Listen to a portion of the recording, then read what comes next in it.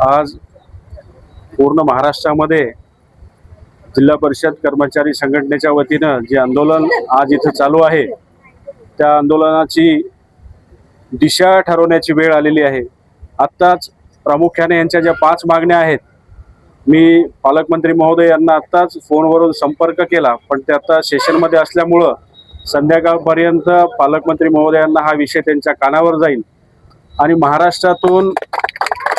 प्रत्येक जिल्ह्यामध्ये हे सगळे कर्मचारी संपावर बसलेले आहेत। मी आज भारतीय जनता पार्टी परभणी जिल्ह्याच्या वतीनं आज इथे एक आश्वासन देऊ शकतो की येणाऱ्या काळामध्ये राज्याचे कर्तव्यदक्ष मुख्यमंत्री देवेंद्र फडणवीस असतील किंवा सगळे आमचे मंत्रिमंडळातले सगळे सहकारी असतील, त्यांच्या अनुषंगाने एक विशेष बाब म्हणून ही सगळे उपोषणाची दखल आपली घेतली जाईल, असं एक आश्वासन आपल्या पुढे इथं देऊ इच्छितो। मी आपल्या सगळ्यांच्या वतीनं मी आपल्याला एक इथं गोष्ट सांगतो की सातत्यानं पाठपुरावा करत राहणं ही आपली संस्कृती आहे, पण मी काही सूचना केल्या होत्या की ही मागणी आपण पूर्णपणे मंजूर होईपर्यंत,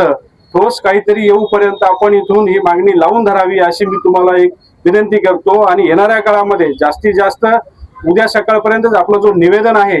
ते माननीय मुख्यमंत्री देवेंद्र फडणवीस यांच्या